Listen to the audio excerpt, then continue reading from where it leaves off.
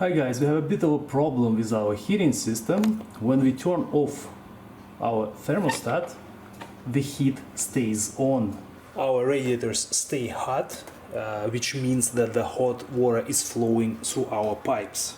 Our system consists of three main components. This is the transformer, which transforms the 120 volts into 24 volts. We've got the Honeywell Mercury thermostat, which only regulates the heat. And in one of our radiators, we've got the normally closed zone valve, which looks like this. All our attempts to turn the heat off by choosing different temperature in our thermostat were unsuccessful. The heat unfortunately stays on. We know that the signal from our transformer reaches the thermostat when we turn our glass tube with the mercury inside. You will see a small spark once the mercury reaches the contacts.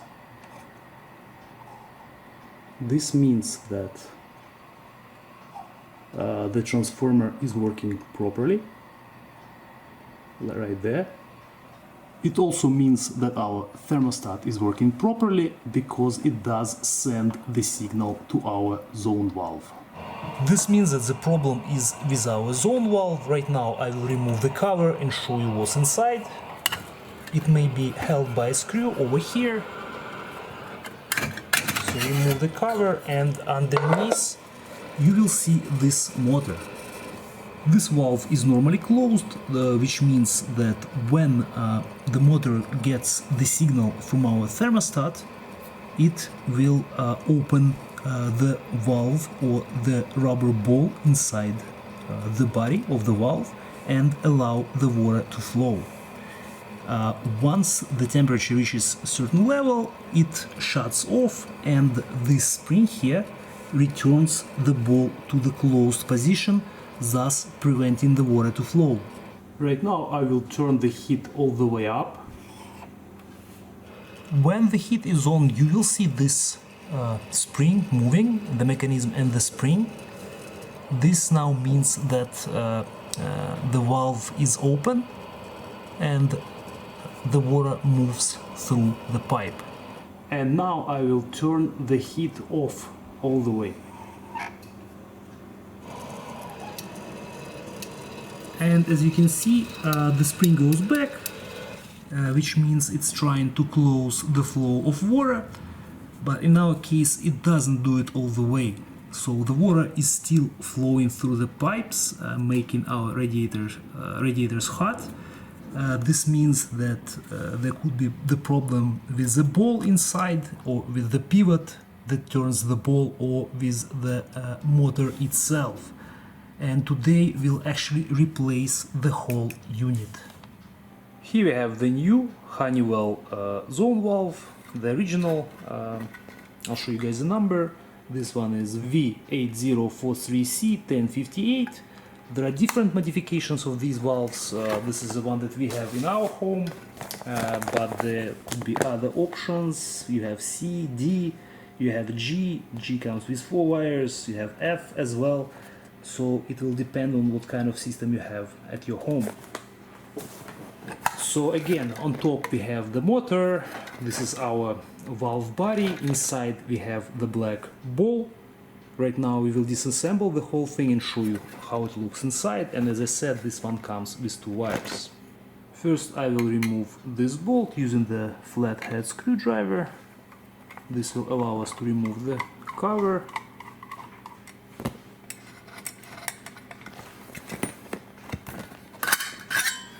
And again, this is our motor. We've got springs, one inside, one outside. The wiring. To remove the motor we have to unscrew 2 bolts, one on that side and one on the other. Again, I'm using the same screwdriver, flathead. One more important step that you have to do before you remove the motor, you need to make sure that this lever stays in manually open position.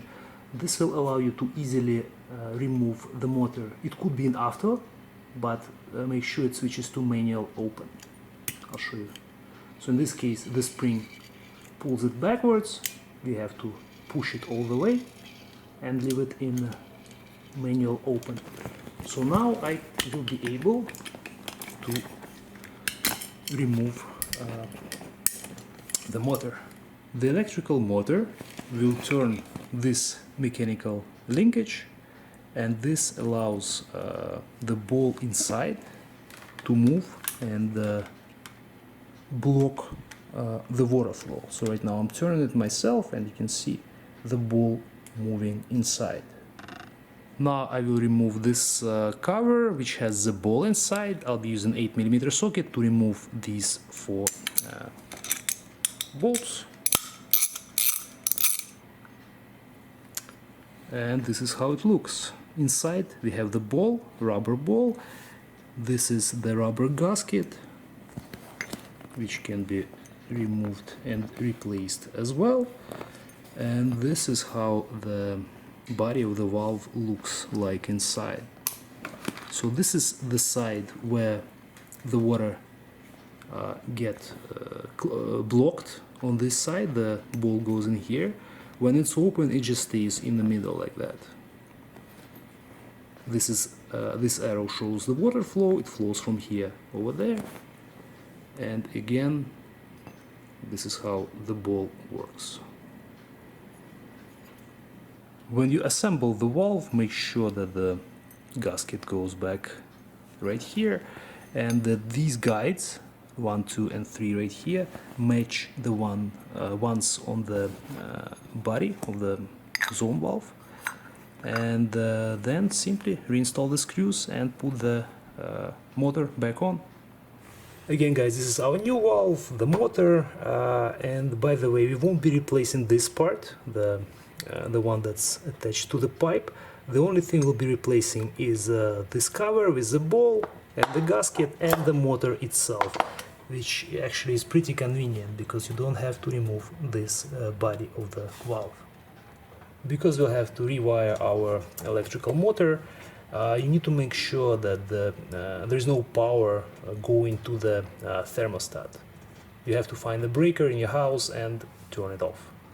The next step is to shut down the water flow. We have 2 valves controlling the water flow in your radiators. This is a supply valve, and as you can see, this one is located close by to our zone valve. There's also a return valve, which is normally located in the end of the piping, somewhere inside your apartment, which we'll show you shortly in our case. So I will turn this one off. This supplies the water to radiators. And this is where the return valve is located in our apartment. This is the one right here, and as we said, it should be the one close to the exit from your apartment where your radiators end.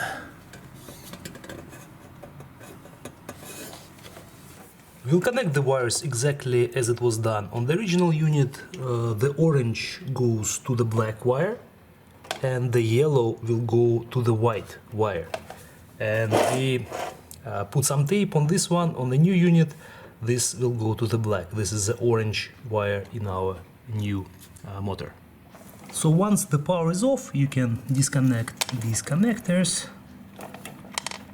This one is pretty tight, but there we go. I will cut off this piece, and now we can remove the insulation and attach our wires. I will use this wire stripper from Klein Tools to remove the insulation.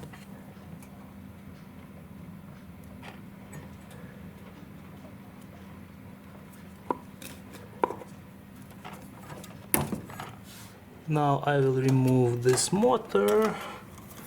In this case, only one screw is holding it in place. Normally there will be 2, but whoever installed it only left one. And by the way, as I said before, when you remove it, make sure that it goes to the manual position, manual open position. And now it will easily come off like this. Now we will remove this cover, and because there is still some water left in the pipe, it may flow over out of this opening. That's why we have this plastic bag here and some rags. And again, I will be using the 8mm socket to remove the bolts.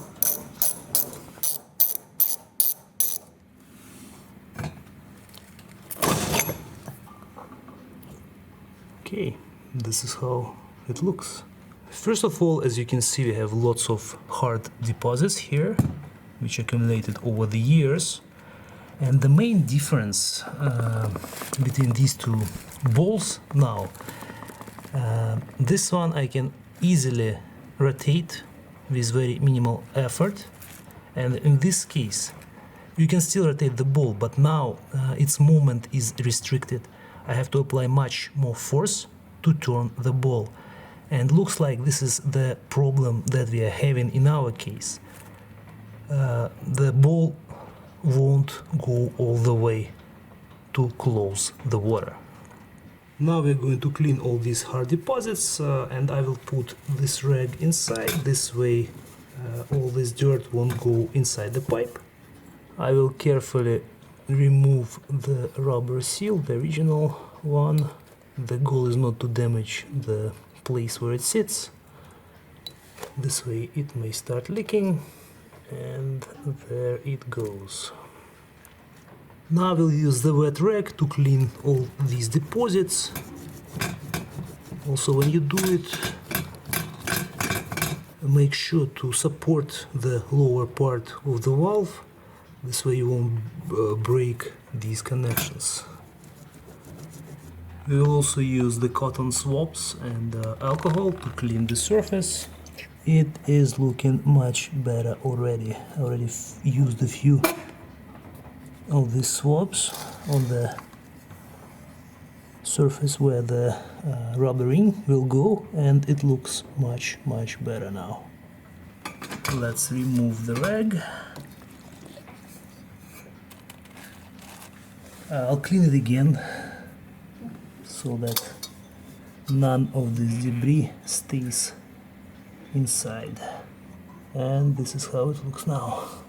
Now that we know what was the cause of the problem, I would like to add that they do sell kits like this, just this cover and the ball. This way you can save some money, but we will still do both. We will install the new one and we will install the new motor as well. Even though the old motor looks like it's working properly, it's still old and it's a good idea to replace both. But if you guys want to get one of these, I will leave the link only for this kit in the description as well. Now I will use the new seal that came with the new valve, and it goes in here, fits perfectly. And now I can use this cover again. Look at these ones, and they're supposed to go like this. Once the cover goes on, now we can reinstall the screws. 8mm socket, and torque is minimal. Once it touches, it stops moving. Apply a little bit more, and it will be enough. Make sure that the motor is being oriented the same way as before. Wires go out this way, same as this lever on the right side. And now we can install it. So make sure it's a manual, yes. Okay, now we can tighten this bolt.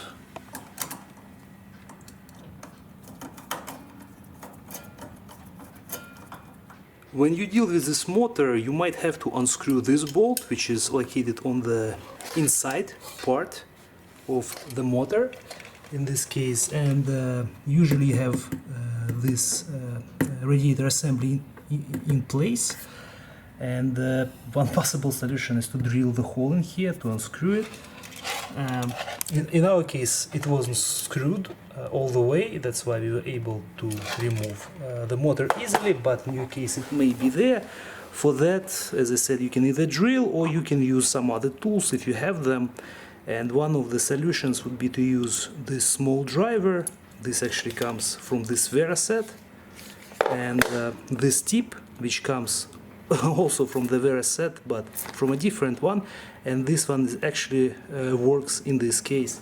So right now we will tighten the back screw on our new motor, and I'll show you guys. In this case there is just enough room for this tool to reach the screw, and this way I can tighten this bolt, and I will also be able to remove it in case if I need to replace this motor again. Now it's time for the wires. Again, our black wire will go to the black, well in this case it's orange with black tape, will be connected to the black wire that comes from the wall. In this case I'll be using these pliers. All you have to do is align them like this, make sure that the length is about the same of the exposed wire, and start twisting it clockwise.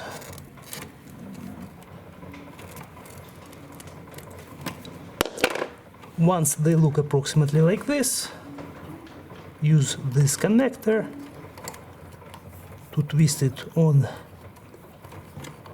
top, and this will provide us this electrical connection. Again, twist clockwise. And this one is done. And now we'll connect the yellow with the white. Same idea. Start twisting. You can even cut this piece.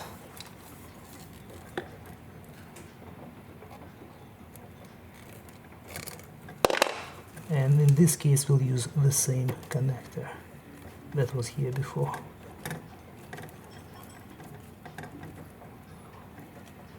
Make sure that it doesn't come off, and this one is done as well. Our mechanical and electrical connections are done. Now it's time to turn on the water.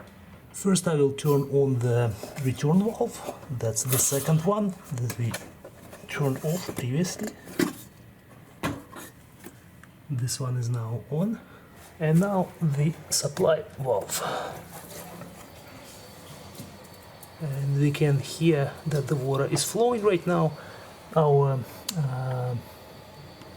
motor is currently manually open, that's why the water starts coming right away. So what I'll do, I'll switch it to automatic position now, and as you can see it closed the water right away. And actually we don't hear the water flowing right now, which was the case before. We will test it again right now, but even now I can see that it's working properly. Now we can turn the power back on. This way we can use our thermostat, and right now I will switch it to full on, the heat. And our spring moves again right now. The motor is open, the valve is open, the water is flowing. It works perfectly, and right now we'll turn it off.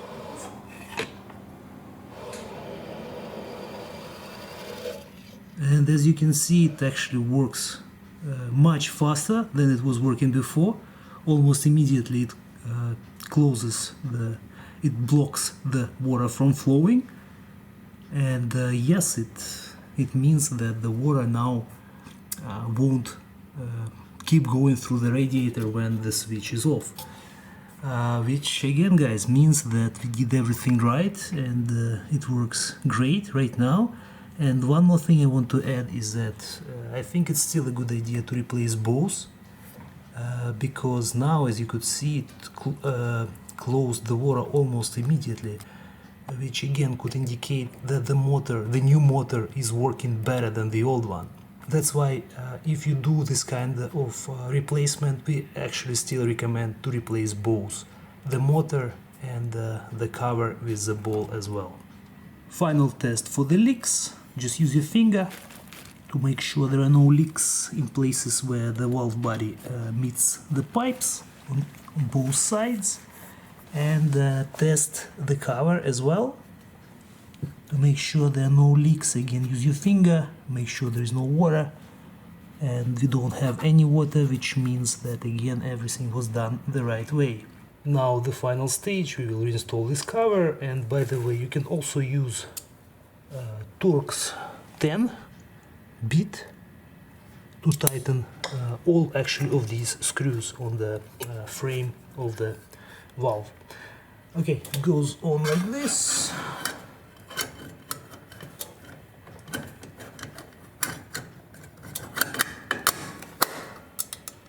And as I said, this one is magnetic. It's actually a lot easier than using the flat screwdriver. And that's it. Our installation is complete. Our new valve works great. Thank you guys for watching. I hope this video will be helpful in your case as well. And if you're interested, I will leave you guys the links for the whole valve, for the kit only in the description as well. I will leave the links for the tools as well if you like them, and we'll see you in the next video.